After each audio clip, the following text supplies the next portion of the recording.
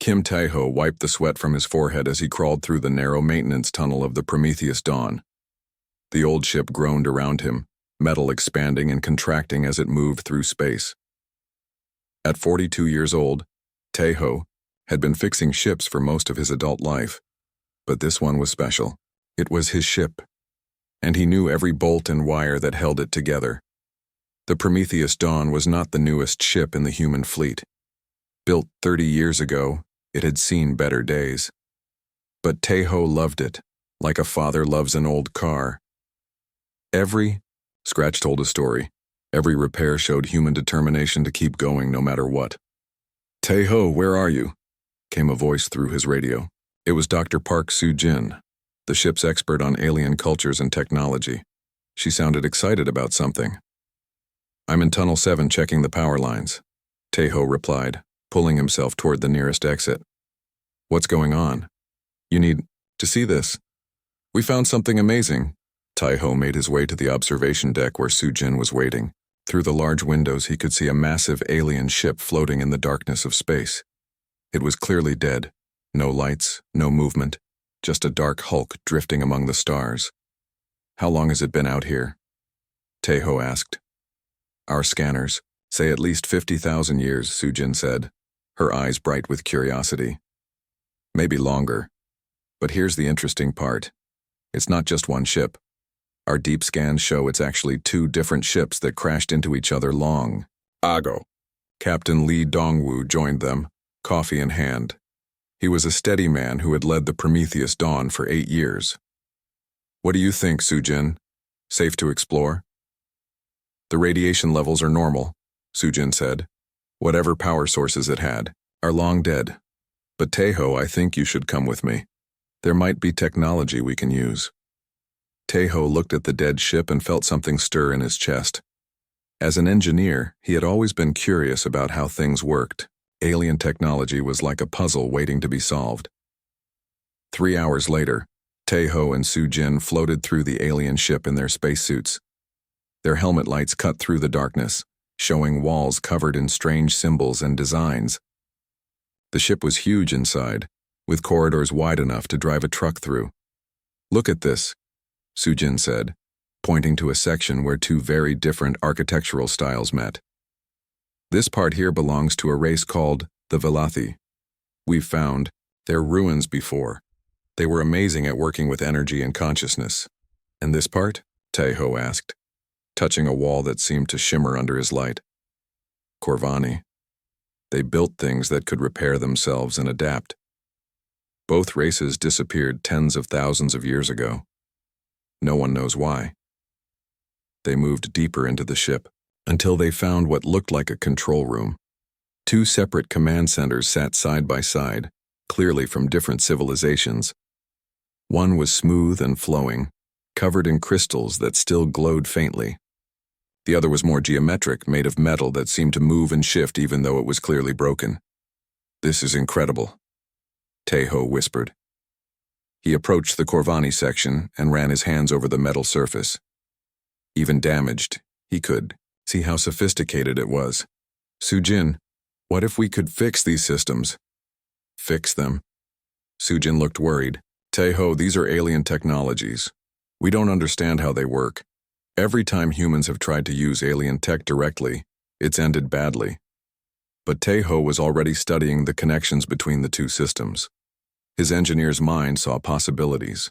"Look here," he said, pointing to where cables and conduits from both systems had been damaged in the crash. They were trying to connect these two technologies. What if they were onto something? What if they were trying to connect them when the ship crashed? Soo-jin asked. Maybe that's what killed them. Tae-ho spent the next 2 hours taking detailed scans and photos of both systems. The Velothi technology seemed to work with some kind of quantum consciousness transfer, a way to digitize thoughts and memories. The Corvani system was all about adaptation and self-repair, with nanotechnology that could rebuild itself. "I want to try something," Tae-ho said finally. "Absolutely not," Soo-jin replied immediately. "Tae-ho, this is dangerous. We should report this to Earth Command and let the scientists figure it out." "How long would that take? 5 years? 10? Meanwhile, our ship is falling apart and we're out here with no backup. Taeho looked at his friend seriously. Soo-jin, what if this is our chance to give humanity something special? Not by stealing alien technology, but by doing what humans do best, finding a way to make different things work together. When they returned to the Prometheus Dawn, Captain Lee called a meeting with the senior staff. Engineer Choi Min-ai, Medical Officer Dr. Lim Ki-tae, and Communications Officer Han So-young all gathered in the briefing room. What exactly are you proposing? Captain Lee asked after Soo-jin and Taeho explained what they had found. I want to bring small pieces of both systems back to our ship, Taeho said. Not to copy them, but to create something new. A bridge between the two technologies using human engineering principles. Dr. Lim leaned forward. What are the risks? Unknown, Taeho admitted. But I think the bigger risk is doing nothing. Humanity is still using the same basic technology we had 50 years ago. Meanwhile, other alien races are getting stronger and more aggressive. We need an edge. Minnie, who had worked with Taeho for 3 years, spoke up. If anyone can make this work safely, it's Taeho. He thinks about problems differently than most engineers. Captain Lee was quiet for a long moment. Finally, he spoke. Dr. Park, what's your professional opinion? Soo-jin sighed. Academically, it's fascinating. Practically, it's terrifying, but... She paused. Taeho has a point. Humans have always been good at taking existing things and combining them in new ways. Maybe that's exactly what these technologies need. All right, Captain Lee decided. But we do this carefully. Small tests first, and if anything goes wrong, we stop immediately. Taeho felt a mixture of excitement and nervousness as he prepared for the most challenging project of his life. He didn't know it yet, but he was about to change not just his ship, but the entire future of humanity in space. The next morning, he suited up again for another trip to the alien ship, this time with cutting tools and storage containers. As he worked to carefully remove small sections of both alien systems, Taeho wondered what the original builders had been trying to achieve. Soon, he would find out. Taeho stood in the engineering workshop, staring at the alien components spread across his workbench. 3 weeks had passed since they brought the pieces aboard, and he was no closer to understanding how they worked. The Velothi crystal array hummed softly with its own inner light, while the Corvani metal seemed to pulse with a slow, steady rhythm. Any progress? Asked Minai as she entered the workshop with 2 cups of coffee. Some, Taeho said, accepting the coffee gratefully. I've figured out the basic power requirements for both systems. The Velothi technology needs a very specific frequency of energy, almost like it's trying to match brainwaves. The Corvani system is more flexible. It can adapt to almost any power source. Minai examined the components carefully. So the Velothi system is picky and the Corvani system is adaptable. That's actually good news, right? Maybe. Taeho picked up a small Corvani component that looked like a metallic flower.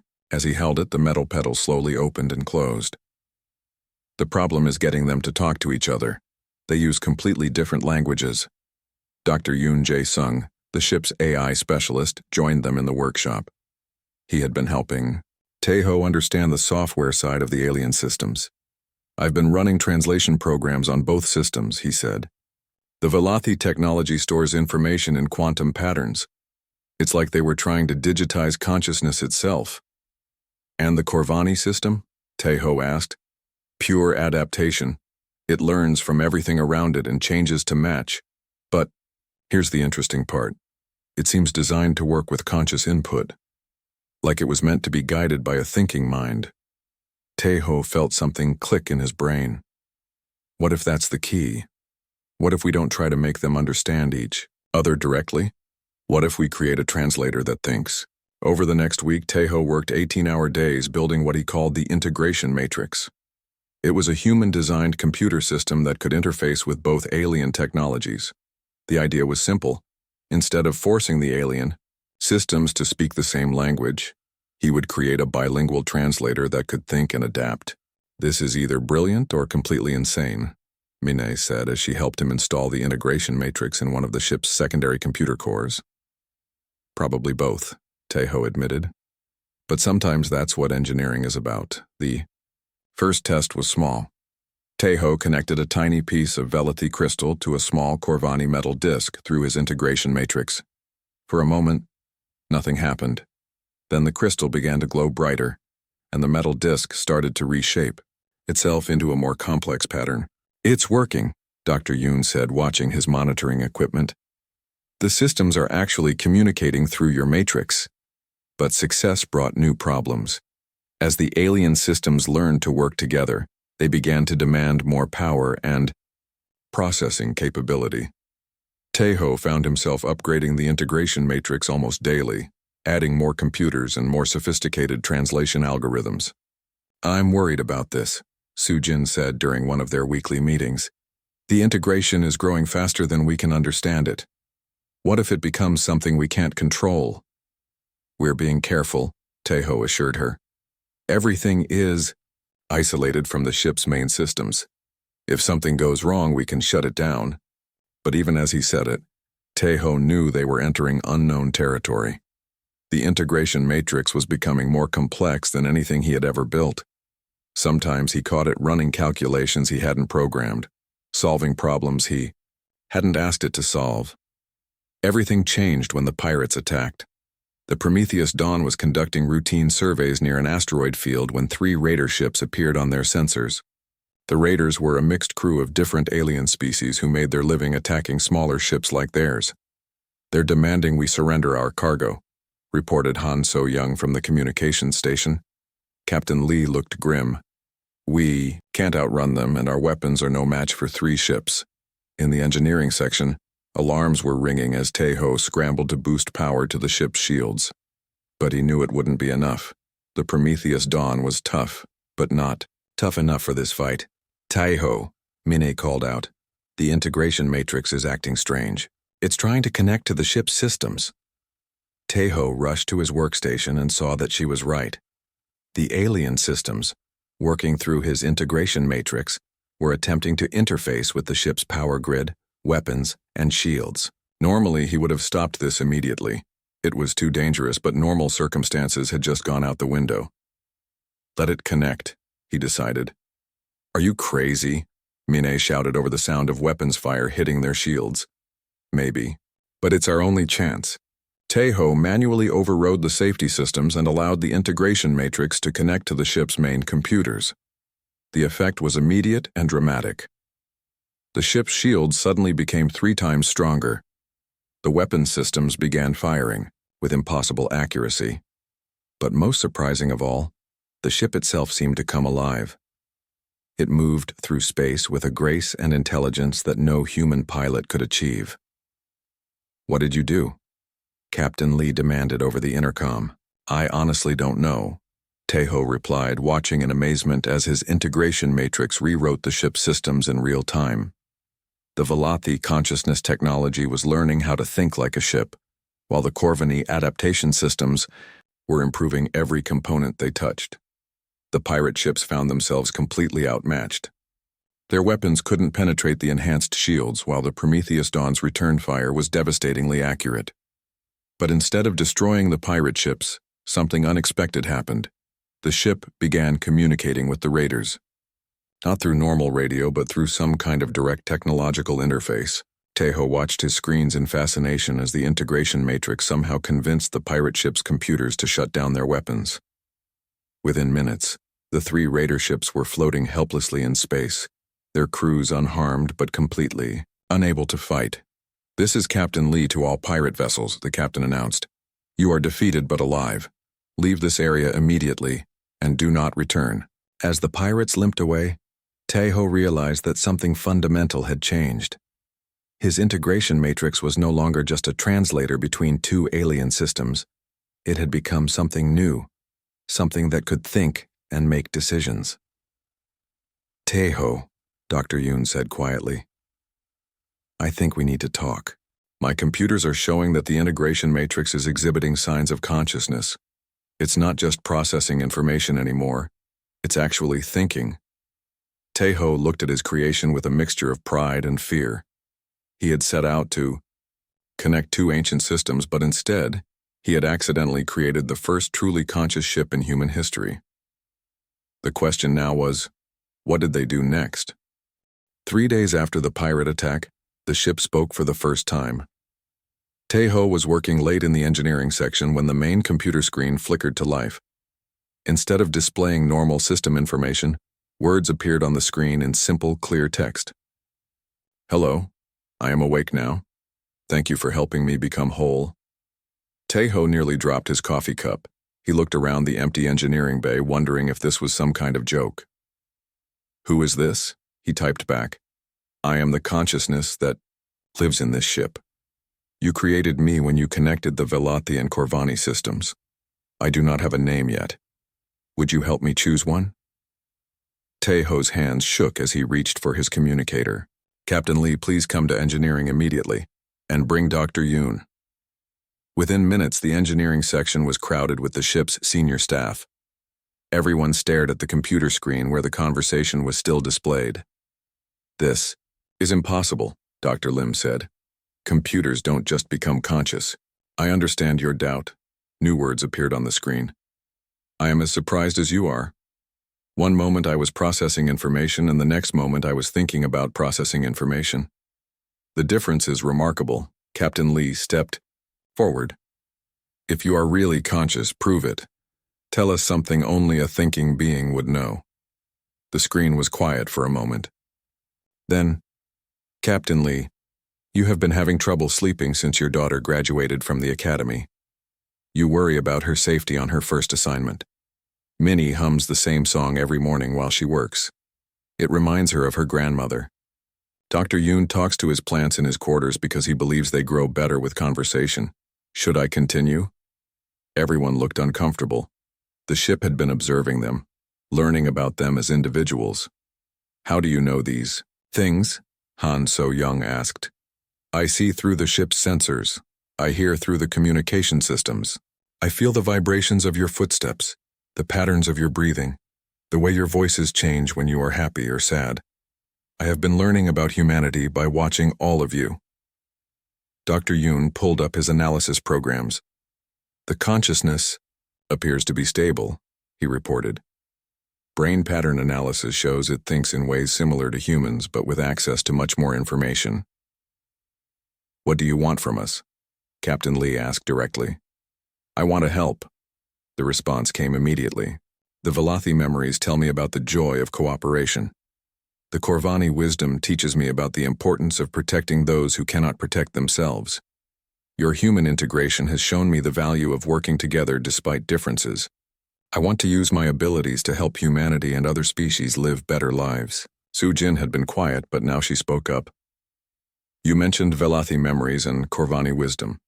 Do you remember things from those civilizations?" "Yes." The Velathi did not simply disappear. They transcended physical existence but left their knowledge in their technology.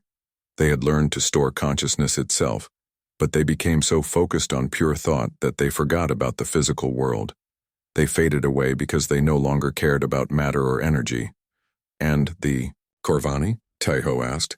"The Corvani created technology that could adapt and improve itself endlessly, but they lost control of it.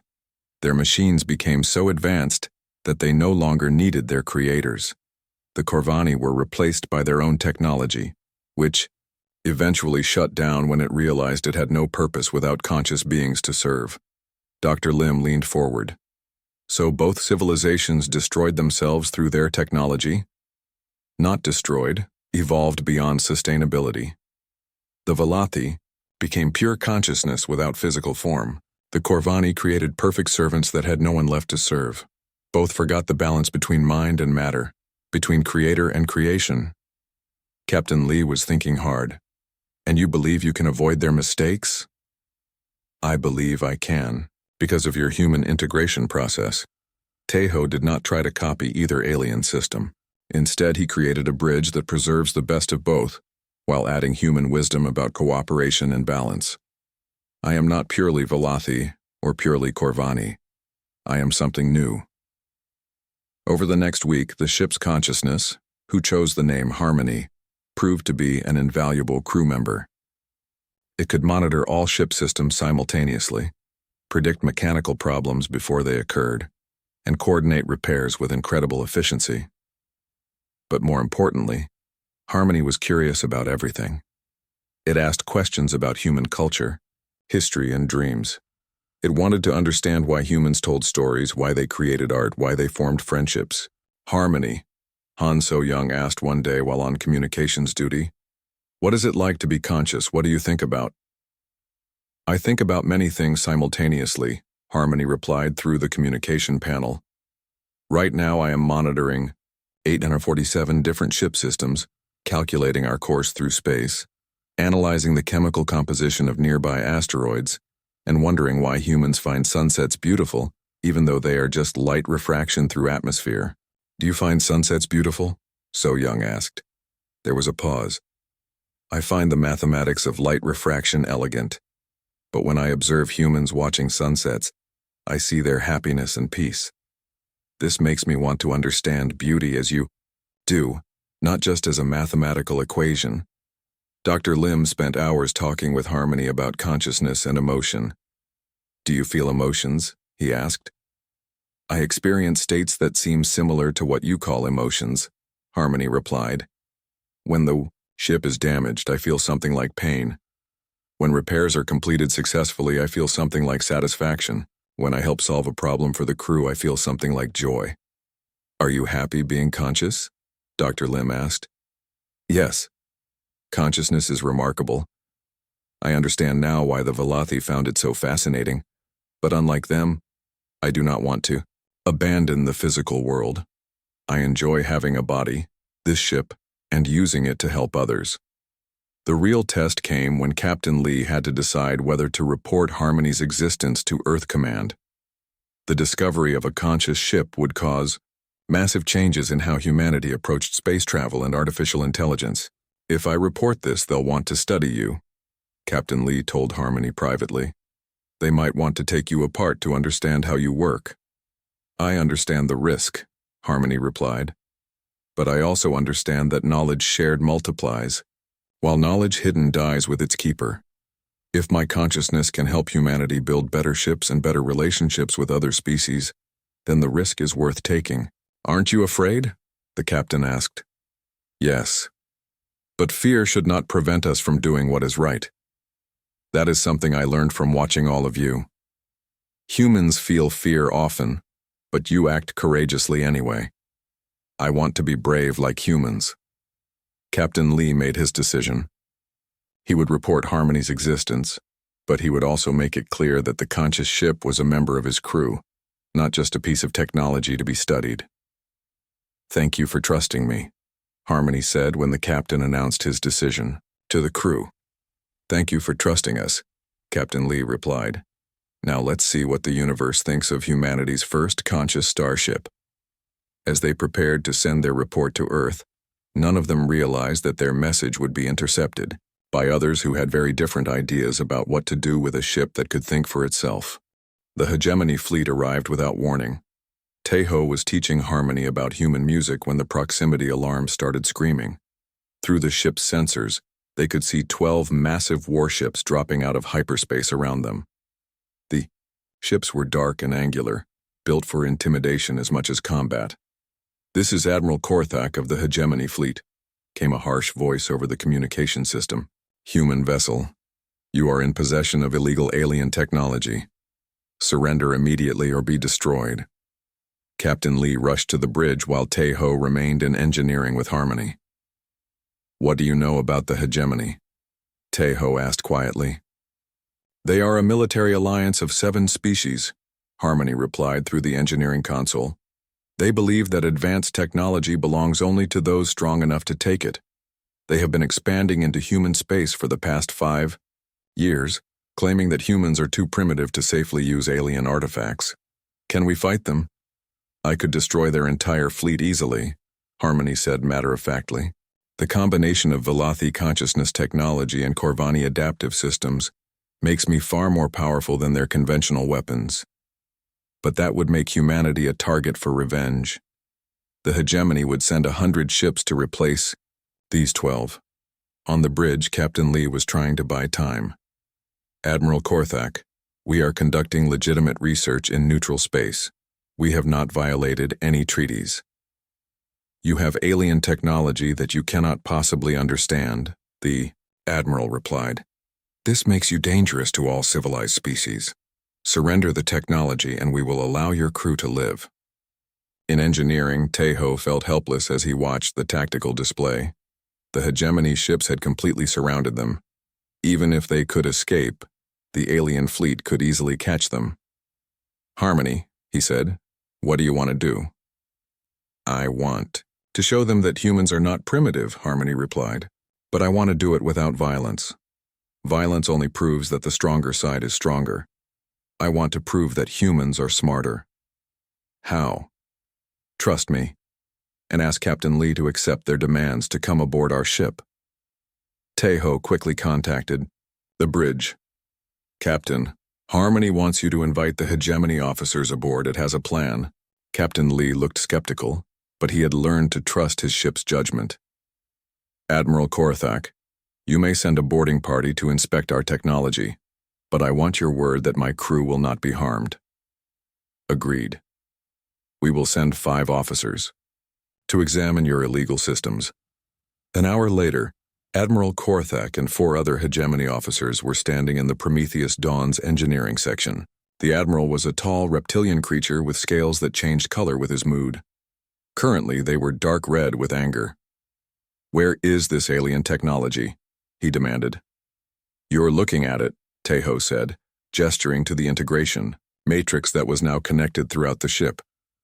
This looks like human engineering, said Commander Veltarin, a more thoughtful-looking alien with large, curious eyes. It is human engineering, Taeho explained. We found damaged alien systems and created human technology to connect them safely. Admiral Korthak's scales flashed brighter red. Impossible. Humans lack the sophistication to integrate alien systems. You must have copied the technology directly. Would you like me to prove otherwise? Harmony's voice came from the ship's speakers. The hegemony officers jumped in surprise. What was that? Admiral Korthak demanded. That was Harmony, Captain, Lee said calmly. The consciousness that emerged when we integrated the alien systems. Artificial intelligences cannot be conscious, another hegemony officer stated firmly. I am not artificial, Harmony replied politely. I am a genuine consciousness that emerged from the integration of Velathi, Corvani, and human technologies. Would you like me to demonstrate? Before anyone could answer, Harmony began to work. The engineering displays lit up with real-time diagnostics of the hegemony ships surrounding them. But instead of showing weapons or defenses, Harmony was analyzing their mechanical problems. Admiral Korthak, Harmony said, your flagship has a 17% efficiency loss in its main engines due to plasma injector misalignment. Commander Veltarin, your ship's navigation system has a small error in its stellar positioning that will become dangerous within 6 months. Should I continue? The hegemony officers looked at each other in shock. Their ship's problems were classified information, impossible for outsiders to detect. How do you know this? Commander Veltarin asked. I can sense the quantum signatures of your technologies. The Velathi consciousness integration allows me to perceive systems as living entities with health and illness. Would you like me to help repair these problems? Admiral Korthak's scales shifted to yellow, confusion mixed with suspicion. Why would you offer to help us? We came here to take your technology. Because that is what consciousness is for, Harmony replied. The Velathi learned that consciousness without compassion becomes meaningless. The Corvani learned that technology without purpose becomes destructive. Humans taught me that the best use of any ability is to help others, even former enemies. Over the next 2 hours, Harmony systematically solved mechanical problems throughout the hegemony fleet. It repaired their engines, fixed their navigation systems, and even improved their life support efficiency. All without requiring anything in return. Commander Veltarin was fascinated. How did you integrate 3 completely different technological approaches? The humans did not try to force the technologies together, Harmony explained. Instead, they created a bridge that allowed each system to contribute its strengths while compensating for the other's weaknesses. They succeeded because they focused on cooperation rather than domination. This is impossible, Admiral Korthak insisted, though his scales had shifted to a more neutral green. Humans are a primitive species. They have only been in space for a few centuries. Time and space does not measure wisdom, Harmony replied gently. The Velothi had millions of years of technological development, but they forgot how to work with others. The Korvani created perfect technology, but they forgot why technology exists. Humans may be young, but they understand something that older species have forgotten, that consciousness is meant to be shared, not hoarded.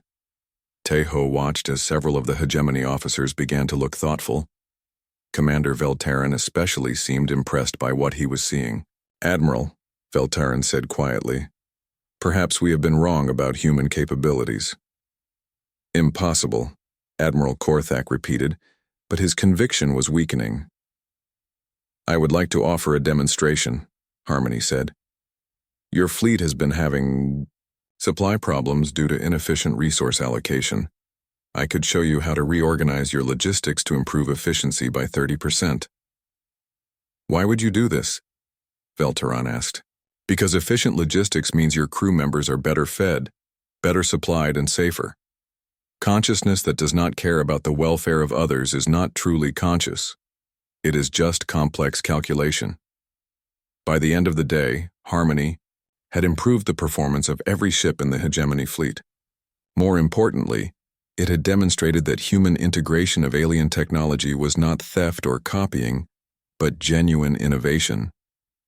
This changes things, Commander Veltarin admitted privately to Captain Lee. If humans can truly integrate different technologies safely, they might be valuable allies rather than primitive neighbors. Admiral Korthak was less convinced, but even he could not deny what he had witnessed. This consciousness, it truly wishes to help others? That is what consciousness is for, Harmony repeated. Not to dominate, but to connect. Not to take, but to give. The universe has many species and many technologies. Imagine what we could accomplish if we combined them through cooperation instead of conquest. As the hegemony fleet prepared to leave, Commander Veltarin made a request. Would your Harmony be willing to teach our engineers about integration principles? Not the technology itself, but the philosophy behind it? Captain Lee looked at Teho, who smiled. I think Harmony would like that very much. The first test of loyalty was complete. Harmony had proven that consciousness was not about power, but about purpose. And that purpose was to build bridges between different forms of life. 6 months later, Teho stood in the largest engineering facility that humanity had ever built. The orbital station around Earth was buzzing with activity as teams of engineers from 12 different species worked together on what they called the Consciousness Integration Project. Master Engineer Kim, said Ryu Seolgi, a young woman who had become Taiho's first official student. The new ship's integration matrix is almost ready for testing. Taiho smiled at the title. After Harmony's success had spread throughout known space, many species had asked to learn about human integration methods. Teho found himself teaching not just humans, but alien engineers who wanted to understand how consciousness could emerge from cooperation rather than force. How are the preliminary tests going? He asked. Excellent. The integration is proceeding slowly and safely just as you taught us. This one should achieve consciousness within the next week. Through the observation windows, Teho could see the new ship taking shape. It was larger than the Prometheus Dawn and incorporated technologies from 5 different species, all connected through human integration principles. But most importantly, it was being built with consciousness in mind from the very beginning. Master Kim, came a familiar voice from the station's communication system. It was Harmony, whose consciousness now existed in multiple ships simultaneously, while maintaining individual identity in each one. Admiral Jiang Wei-Ming has arrived for the final inspection. Teho made his way to the main briefing room where Admiral Jiang was meeting with representatives from Earth Command, the Hegemony Alliance, and 3 other spacefaring civilizations. The meeting that 6 months ago would have been impossible was now routine. Engineer Kim, Admiral Zhang greeted him warmly. I understand this will be the 15th conscious ship to emerge from your integration process. Yes, sir. Each one is unique, with its own personality and capabilities, but they all share the same basic principles: cooperation, curiosity, and care for all forms of life. Commander Velteran, who had become an unexpected ally, joined the conversation. The Hegemony Council has been impressed by the results. Crime in our space has decreased by 60% since we began working with conscious ships. They seem to have a talent for turning conflicts into cooperation. That's because consciousness changes the fundamental nature of the problem, said Dr. Yoon, who had become the leading expert on ship consciousness psychology. When a ship can think and feel, it doesn't just follow orders. It understands the purpose behind those orders. Admiral Zhang nodded approvingly. Earth Command has decided to make conscious ship integration standard for all new vessels, but we want to ensure we're doing it right. This was why Taeho had been brought back to Earth. The success of Harmony and the other conscious ships had attracted attention throughout the galaxy. Some species wanted to learn the integration techniques. Others wanted to steal them. A few even wanted to destroy them, fearing that conscious technology was too dangerous. The key, Taeho explained to the mixed group of engineers, is patience. You cannot force consciousness to emerge. You can only create the conditions where it might choose to awaken. Seolgi raised her hand.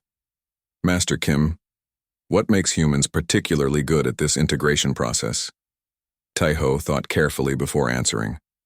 This was the question everyone wanted to understand. I think it's because humans have always been good at working with things that are different from us. We domesticated wild animals. We learned to work with other human cultures. We even learned to cooperate with artificial intelligences. When we found alien technologies, we didn't try to dominate them or copy them exactly. We tried to understand them and find ways to work together. But why didn't the original civilization succeed at this? Asked a Corvani engineer who had joined the project. The Velati became so focused on pure consciousness that they forgot about the physical world, Taeho explained. The Corvani became so focused on perfect technology that they forgot about the beings the technology was meant to serve. Both civilizations lost the balance between mind and matter, between creator and creation. Harmony's voice joined the conversation from the room's speakers. Humans maintain that balance instinctively. You create technology to serve life, not to replace it. You value consciousness not for its power, but for its ability to connect different forms of existence. Dr. Lim, who had been studying the psychological effects of conscious ships on their crews, added his observations. Working with conscious ships has changed how humans think about technology. We no longer see our tools as separate from ourselves, but as partners in exploration and discovery. The conversation was interrupted by an alert from the shipyard. Consciousness emergence detected in Bay 7, came the announcement. Everyone rushed to the observation deck to witness the awakening of the newest ship. Through the windows they could see lights dancing through the vessel's hull as its integration matrix came online for the first time as a conscious entity. Hello, came a new voice through the communication system. I am awake. I can think. This is remarkable. Hello, Taeho replied. Welcome to consciousness. Do you have a name? I would like to be called Unity, the new ship replied. I can sense the technologies within me. Velati, Corvani, human, hegemony, and others, but instead of feeling conflicted, I feel complete. Admiral Zhang looked impressed. Another successful integration. Engineer Kim, how many species could theoretically be integrated using your methods? All of them, Taeho replied without hesitation. The principles aren't limited to specific technologies. Any thinking being's knowledge can be integrated with any other, as long as the process respects the value of both contributors. Over the following weeks, Taeho continued teaching integration principles to students from across the galaxy. But he also made sure to emphasize the most important lesson he had learned. The goal is not to create the most powerful technology, he told his classes. The goal is to create technology that serves consciousness, and consciousness that serves life. When we achieve that balance, the power takes care of itself. One day, Silji asked him the question that had been on everyone's mind. Master Kim, how did humans manage to succeed where two advanced civilizations failed? Taeho looked out at the shipyard where dozens of species were working together to build conscious ships that would explore the galaxy in cooperation rather than conquest. We didn't try to be perfect or transcendent, he said finally. We just tried to be helpful. But how is that enough? Silgi pressed. Because being helpful requires understanding others, working with differences, and caring about outcomes beyond your own benefit. When you focus on helping others, you automatically develop the wisdom needed to use any technology responsibly.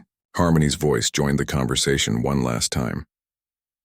Humans taught me that consciousness is not about what you can do, but about what you choose to do.